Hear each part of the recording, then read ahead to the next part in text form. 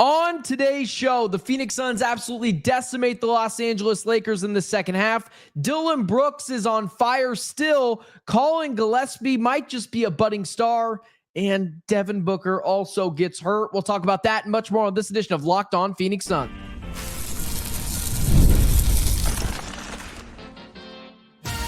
You are Locked On Suns, your daily Phoenix Suns podcast. Part of the Locked On Podcast Network. Your team every day. What is up, and welcome into Locked On Phoenix Suns. My name is Benjamin Garcia, host of The Ben Garcia Show, Monday, Wednesdays, and Fridays, talking all things Arizona sports on YouTube at 8 a.m. and a credentialed Phoenix Suns media member covering your Phoenix Suns 365 days out of the year for the number one sports podcast network in the world, the Locked On Podcast Network. Wherever you may be listening, however you may be listening, thank you so much for making myself and this show a part of your day on this beautiful Monday night. Tuesday morning. Don't forget Locked On Phoenix Suns, free and available on all platforms, including YouTube. So click that follow or subscribe button. Do what thousands of Suns fans have already done. Become an everyday and get locked on the Phoenix Suns right here each and every day. Today's episode is brought to you by FanDuel. Right now, new customers can bet just $5. And if your bet wins, you'll get $300 in bonus bets to use across the app. Head to FanDuel.com to get started. The Phoenix Suns absolutely decimate the Los Angeles Lakers tonight. I've got a lot of numbers to throw at you because Collin Gillespie might just be a budding star. Dillon Brooks continues to do the things that Dillon Brooks continues. So this is going to change as the season progresses and as Dillon Brooks continues to transform into a borderline all-star level player. But day by day, that Houston Rockets Kevin Durant trade looks better and better. Every single day, this trade gets better and better. I think the Houston Rockets are going to miss Dillon Brooks, as said, in the offseason more than some people are letting on. But his ability to continuously hit tough shots, he has now added this turnaround jump shot that he likes. He likes to do it from his right side. He'll kind of pivot over to his right side and put it over the defender. Like, it's kind of a clunky looking shot, but it's nylon every single time. But first, let me get into this. The Suns tonight, I thought they were going to get boat raced at first. Now, to be fair, I picked this team to win tonight's game for a multitude of reasons. One of them being the Lakers defense, I just don't believe in as much as everyone else, because, and I'm not going to act like everyone is super, in the Los Angeles Lakers defense, but they're 17th in defensive rating and they're really old. That's not a young team. It's not a spry team. Yeah, DeAndre Ayton's 26, but one of the problems with DeAndre Ayton is his motor issue. He doesn't want to play every night. Luka Doncic is not an old player, but he's sloppy on defense. Austin Reeves is like a pesky defensive player, but he's small. LeBron James is old. He's a net negative defensively now. How many times did Dillon Brooks go up against LeBron James today and have no issues with it whatsoever? That team obviously would do the Anthony Davis, Luka Doncic trade 100 times out of 100 again, but they miss his presence defensively. And the Suns got into a track meet with them. But to start this game, Luka Doncic had 20 points in the first quarter. It's the most points a player has had on the Phoenix Suns in one quarter all game, surpassing Anthony Edwards, which is kind of funny because they also lost that game too. But he had 20 points in that first quarter, and he was cooking the Suns. And I don't even think the Suns' defense was that bad. Luka is going to get away with that little shoulder rub he does. Everyone's got it. James Harden and Allen Iverson. James Harden got in trouble for traveling every time in a step, or never got in trouble for traveling in a step back three. And Allen Iverson, never got in trouble for carrying the ball. Some guys just have a signature move that referees just kind of let slide, especially in the regular season. And that little elbow that Luka Doncic gives players in the low post, in the mid-range, and oftentimes in his step back three, they're just not going to call. And I thought Ryan Dunn was superb on him early. Obviously, he's not probably a little bit of minute restrictions given that wrist injury. And Luka took advantage of it. And it didn't matter who was on him. Dillon Brooks, even Ryan Dunn once or twice. Colin Gillespie got on him, which I thought was kind of funny at one point. He literally ragdolled Colin Gillespie. Colin Gillespie ended up having the last laugh. But I thought the Lakers were on the precipice of kind of bulldozing over the Suns. And part of that was compounded by the Devin Booker injury, which we'll talk more about in the last segment. But part of it was compounded by, the Suns are tied 31-31 in that first quarter, but Luka Doncic is on a bit of a heater, and your best player, who was starting to look good, started off this game 4 for 7, just got hurt. And I'm thinking to myself, even at halftime, yeah, man, they're up in this game. I don't know how they're going to keep this rhythm going. You have to have consistent shot makers. But one of the things that I didn't run and rack through my mind is maybe they just have those consistent shot makers. And we'll get to Colin Gillespie and Dillon Brooks in just a second, but it is a testament to what the Phoenix Suns are doing, especially defensively. They don't need to have this elite level offense, and they don't right now. They've fallen out of the top 10 in offensive rating. Right now, this game not included tonight, the Suns, let me do some quick math. The Suns have played now their 21st game of the season. The offensive rating has the Suns, at the 21st game of the season. So it is officially updated. It wasn't 5 minutes ago, but it is now. And the Suns are the 14th ranked team offensively. They're not this elite level offensive team. They're somewhere right in the middle. And defensively, they're kind of hovering over in that same place in defensive rating, 14th. But what they do in stints, especially in that second quarter, is get on these massive runs that are tailored off of the Suns forcing these turnovers and getting into track meets with the Los Angeles Lakers.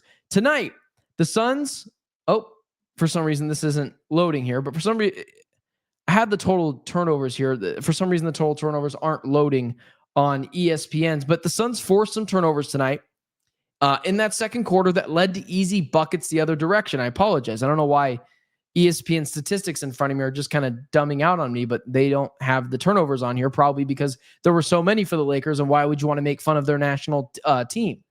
But the Suns in the second quarter pushed the Lakers around defensively, made them get into a track meet, and got a lot of easy buckets at the basket. One thing that has been a little underrated for this team this year is just how good they are passing the basketball. And it has really helped out players like Oso Ighodaro have a role in this offense. Multiple times, even when the Suns threw a turnover out of it, they were looking for the first one that pops out of me is in the first quarter, Oso Ighodaro finds Ryan Dunn on a backdoor cut. Beautiful pass, but the ball goes out of bounds because Ryan Dunn just wasn't expecting it.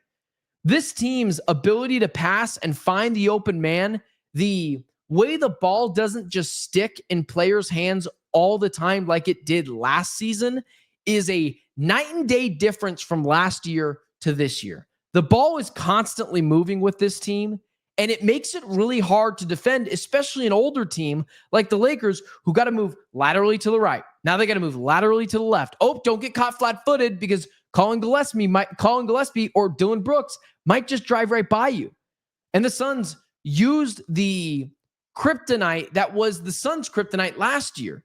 The Lakers are an older team that doesn't play a lot of defense. And when I say older team, I'm not saying that they're, the Golden State Warriors right now, but they're not necessarily a young team, and their top to bottom players don't really play a lot of defense. Austin Reeves, not a great defender. Luka Doncic, bad defender. LeBron James, at this point, bad defender.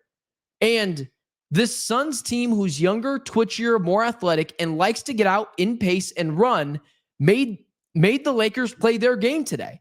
How many times in that second quarter did the Suns find a free outlet pass, beautiful pass, whether it was to Mark Williams or to Dillon Brooks, underneath for easy buckets? They just caught the Lakers napping, and save me the Lakers are tired thing. LeBron James, first off, did not play yesterday in their back-to-back. Secondly, it was the second night of a back-to-back when they were at home, and they also played the Pelicans last night. It's not like they were in a dogfight with the Houston Rockets. I don't even know what the score was to that Pelicans game yesterday. I'm just curious what it was as well, if we're talking about a back-to-back. But they beat the Pelicans last night 133-121. What are we doing here? But again, it backs up my points here as I'm looking at. The Lakers have allowed 118, 119, 121 points, and now 125 points in their last 4 games. And the Suns turned it on their head. The Suns completely turned it on their head for the Los Angeles Lakers tonight. And going back, just so we're clear, again, my eyes don't deceive me watching the game. It's one of my favorite things to do. I love watching the game, guessing what I think the statistics are going to say, and then it tells me, oh, I actually watched the game. My eyes weren't lying to me. The Lakers had 22 turnovers tonight. Would you like to know how many points were conceded off turnovers? Go ahead. Take a guess. 32. And the Suns' fast break points tonight, take a guess. Dude, this is crazy. If you're in your car driving right now, or if you're watching this post game, pause this, take a guess at how many fast break points the Phoenix Suns had tonight, and then guess how many the Lakers had. The Suns had 28 fast break points tonight. The Lakers had 2. The Suns played their game and didn't let the Lakers get into theirs. You know what the Lakers like to do? Slow the game down. Be a stagnant offense, but in a good way. They'll give it to Luka Doncic. They'll let him cook. They'll let him get his buckets. They'll want to get to the foul line. And the Suns didn't allow them to do that tonight. Here's another statistic for you. The Lakers average 20 free throws made, not 20 free throws attempted a game. They average 20 free throws made a game. The Lakers have not been a good three-point shooting team ever since LeBron James has been there.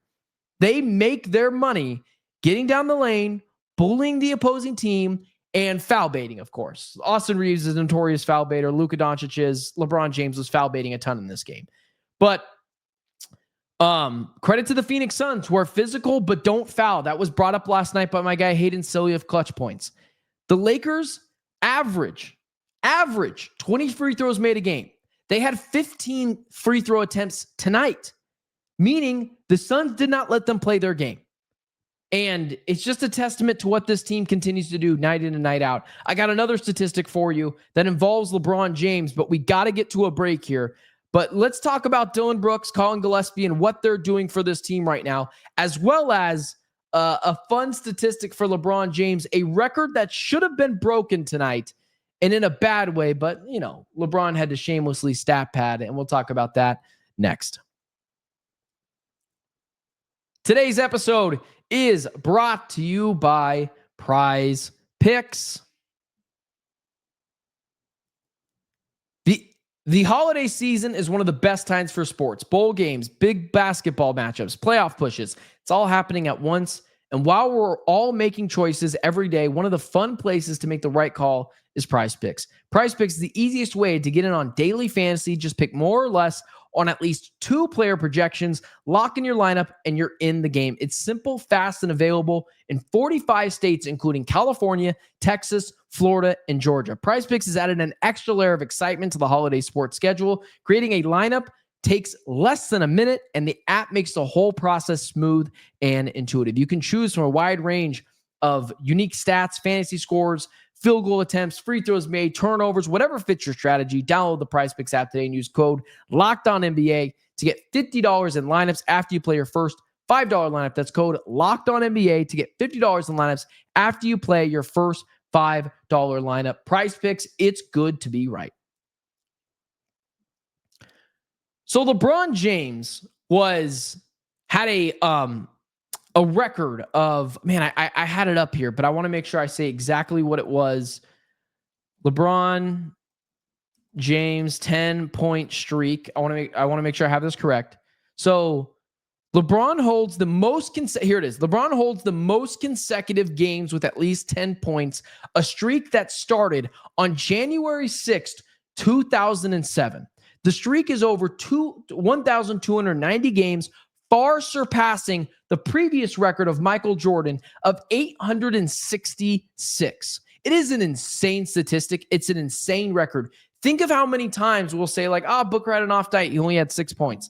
Or whoever it is, Luka, like pick a player, pick a elite level player. LeBron hasn't had a less than 10-point game since 2007. Some of you that listen to the show were not even born then.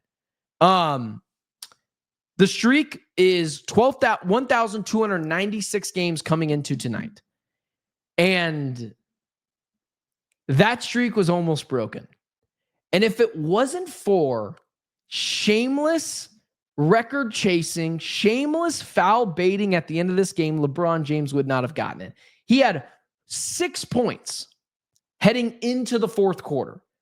And the Lakers literally kept him in so he could get to that 10-point mark. He got fouled, hit one of 2 free throws, then finally came down the court, hit an open 3-point shot. LeBron was largely ineffective in this game. It was the first time I thought to myself, wow, LeBron James looks old. He did not play yesterday. He did not play in the first part of a back-to-back. He was 3 for 10 tonight, 1 for 4 from 3, 3 for 4 from the free throws. Why? Is it a coincidence? And again, this is not Locked On Lakers. This all comes back to the Phoenix Suns. Is it a coincidence that the Phoenix Suns are the first team in a long time to make LeBron James and that unbreakable record kind of shaking its boots a little bit? The first time Lakers fans were like, "Oh, is this going to get broken? This is an unbreakable record. LeBron always gets 10 points." He barely got it. LeBron got 10 points tonight. But compound that with LeBron James looked old tonight, lethargic. Why is it's happening against the Phoenix Suns? Why is it both of those things? LeBron looked old, stiff, and lethargic tonight. And LeBron James nearly lost his unbreakable record of 10 points consecutively in games dating back to 2007. And both things were direct correlations to the Phoenix Suns. I'll tell you why. Because the Phoenix Suns know exactly what they're doing. And their identity defensively is tenacious, physical, and it doesn't matter who goes out. And part of that is led by Dillon Brooks. So I talked about this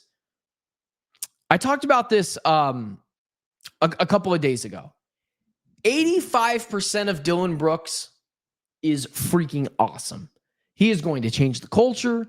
He's going to play with 200% effort every single night. He's going to fight the opposing team's player every night. He's just going to, me and, Donnie Druin of who does Cardinals and some Suns coverage. We were talking at a Suns game, and Donnie Druin made the joke of, it's like Dillon Brooks goes into every single game, throws on a jersey, looks in the mirror and says, go in there and make it about you.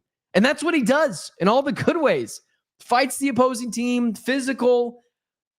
But over the last couple of games, you got kind of the 15% of Dillon Brooks where it's like, hey man, maybe don't shoot that really difficult shot. Hey, maybe defer to Devin Booker a little bit. And tonight wasn't one of those nights. You were back to 85% Dillon Brooks. The 15% is going to show up again, and that's totally fine because the 85% that you get from Dillon Brooks largely outweighs the 15% where he's kind of shooting you out of games. His difficult shot making, his like little leaning mid-range jumper, his kind of 360 to the right side step back jumper that he's making on players consistently. I got to tell you, man, like the Lakers are a good team. The Lakers tonight coming into this game were 15-3. They are now 15-4 on the season. One of those losses, they were 15-5 coming into the season. I'm sorry, they're 15-4 coming into this game. They are 15-5 now. Is it a coincidence that the team who is largely beat up, doesn't have their best players, but has this strong, firm identity, beat the hell out of them, and it was led by Dillon Brooks? Now, I know Dillon doesn't like the Lakers fan base. He doesn't like LeBron James. We know all of those things from Dillon. But tonight, 15 for 26, 33 points. And he's a one-man wrecking crew at times. Remember exactly 1 week ago, how many 8-0 stretches did we get just from Dillon Brooks? Really impressed with what he's doing for this team as I'm going to his synergy chart as I had it here. He is averaging in the overall half court 1.020 points per possession. That's in the 62nd percentile. He is shooting 45% from the field. He has an effective field goal percentage of 52%. He's having a career year. And it's not just him. It's also Colin Gillespie. So let's get to Colin, and let's also talk about that Devin Booker dreaded December soft tissue injury. Let's do it next. Today's episode is brought to you by FanDuel. NFL seasons move fast. One big play and suddenly everything feels different. That's what makes live betting with FanDuel so exciting. You're not just watching the game, you're reacting to it in real time. With FanDuel, you can place bets as the action unfolds. Each drive, every momentum swing, every highlight moment. Live betting is best when the game starts to shift. A receiver gets hot, a defense tightens up, or the momentum flips after a turnover. FanDuel lets you jump into the moment. Live spreads and money lines adjust instantly. Player props update as guys heat up. You can bet next touchdown scores, drive results, totals, and more. It keeps you locked into every snap, every drive, and every possibility. So if you want to be right in the middle of the action this season, visit FanDuel.com and place your NFL bets all season long. FanDuel, the game moves fast, and so do you. So Collin Gillespie,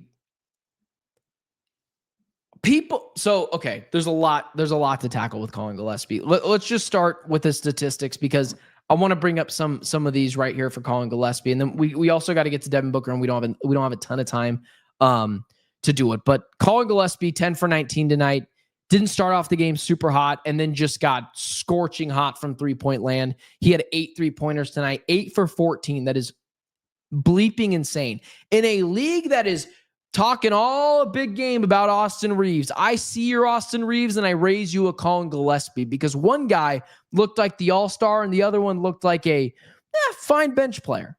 Collin Gillespie in the overall half court, which is what I care about the most. Like we just talked about Dillon Brooks, right? And how well he's been in the overall half court. Collin Gillespie's been better. He's averaging 1.053 points per possession. He's in the 71st percentile of that. He's got a field goal percentage of 44% and an effective field goal percentage of almost 60% at 59%. Collin Gillespie has transformed from this scrappy player that's just trying to make the league to a full-blown starter in the NBA. Not only makes you question where Jalen Green fits on this team in all the good ways, and has made you also think to yourself, well, not only should he be the front runner for most improved player, no one has made a bigger jump this season than Collin Gillespie. From undrafted player to now, how many players would you trade straight up for Collin Gillespie? It's not an egregious amount. No one has been more impressive than Collin Gillespie this year. By the way, he shot 42% from 3 last year on 2 a game. He's shooting 40% from 3 this year on 6 a game. I'm no mathematician, but that's some pretty good efficiency. Colin Gillespie might save this Suns franchise. I know Dillon Brooks is awesome. He's already, nearing 30. We know Mark Williams has been really great for this team. He's younger. Devin Booker, although a bit of a drought recently, has been a kick-ass player and will continue to be so, and will go back to being all-star level Devin Booker, although this year he's probably going to miss the all-star game because of this injury. Guys, I think Colin Gillespie might be Devin Booker's new running mate for the next 4 seasons. He might save the Suns from having to ever trade Devin Booker. The way he plays, his style, his peskiness, his 3-point percentage, he might be a budding star. And it happens. It happens sometimes. Nikola Jokic was a second-round player and is now the best player in the NBA. Now, Colin Gillespie isn't going to be that, I don't think. But it's possible. A couple of weeks ago, I'm like, all right, let's not set too high of expectations on Colin Gillespie. Some players just have it. Some players are just winners. Some players know what it's like to be thrown to the side and never want to have that feeling again. So they just work and work and work. And Colin Gillespie has done that.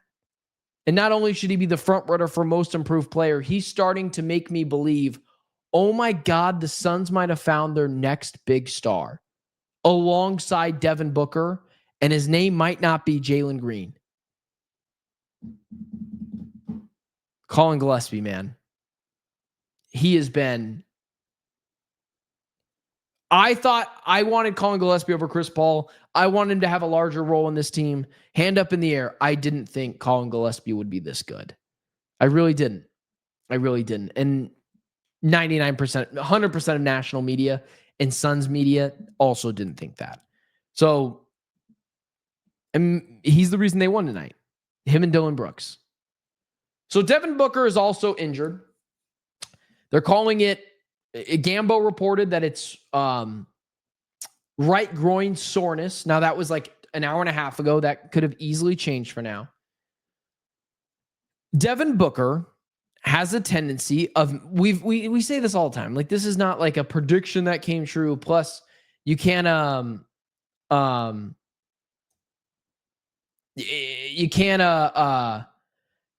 you can't predict injuries, nor do you want to predict injuries. I mean, that'd be awful. But as I'm looking for it, someone posted it out there, and it's okay. Devin Booker oftentimes has a soft tissue injury around this time of the year, and and it is just a fluky thing. Like, it's not on Booker. He's not an injury-prone player, but he's going to be... I would assume, like normal, he's going to miss 5 to 10 games, 5 to 8 games, 5 to 7 games. Booker's got right groin soreness or a right groin injury. This is kind of the thing for Booker. He has a little bit of a problem with these soft tissue injuries around this time of the season. And remember, he had one against the Pelicans in the playoffs. So, it sucks, man. And I got to tell you, like, the reasoning why I'm so... confused. I've been racking my mind around this. It's probably the thing I've been thinking most about since it happened. How are the Suns going to figure it out over the next couple of weeks without Devin Booker? I know Booker hasn't been great for this team shooting the basketball, but he's a hell of a playmaker. He makes the right pass. So I like him from all those standpoints. And even more than that, his gravity, I just wonder how that's going to affect Colin Gillespie and Dillon Brooks. Like, this is the next step for Colin Gillespie, is like, hey, what can you do when you're the number 1, number 2 option? What if teams start blitzing you every night? Can you still score effectively? And like, maybe he can, but that's the next test for him. Teams know Devin Booker can do that, and that's why they have to throw double and triple teams at him. It's a really good night for the Suns because they beat a really good team again. You know, those guys out there said the Suns can't beat good teams. I don't know, Minnesota Timberwolves. I don't know, Lakers. I don't know, Spurs. It's going to be very interesting how Jordan Ott navigates these next games without Devin Booker. So let's take a look at the Suns, schedule coming up. They've obviously got Houston. Oh, man. They've got Houston on Friday. That just freaking stinks, man. You're not going to get that Devin Booker v. Kevin Durant game like all of us want to see. But you've got... Oh, man, dude. You've got the Rockets coming up. Really raucous team, and defensively can be stout and throw a lot of bodies. Minnesota coming up. Oklahoma City coming up. I mean... Guys, I know Booker hasn't been great for this team, but his gravity on his own, even if he's not shooting the ball particularly well, those are some really tough defenses. You've got 9 days before that Oklahoma City game, that quarterfinal Oklahoma City game, that knockout round, to potentially send them to the Vegas for the NBA Cup. That's tough, man. It's a tough stretch. And then after that, you got Golden State twice, the Lakers again. I don't know. I think I think you could probably rule Booker out for the next 2 games, but since they've played so many, they've kind of bought themselves some time. It's December 1st today, 9 days to get healthy from that groin injury and potentially play against Oklahoma City. We'll see, man. But it's going to be a tall task. And this team's going to miss Booker, and we'll get deeper into it tomorrow with my guy John Voida on what the Suns can do with no Devin Booker on the floor. With that being said, guys, that's all I got for you guys tonight. Do me a favor, hit that like, share, subscribe button. Follow me on all social media platforms at Ben Garcia Show. Appreciate you guys tuning in, and a massive, massive W for the Phoenix Suns, defeating the Los Angeles Lakers, which is always great. Hopefully Booker can get back healthy, and hopefully the Suns can keep the good times rolling. But until then, I'm Benjamin Garcia, and it's been Locked On Phoenix Suns. Talk to you guys soon.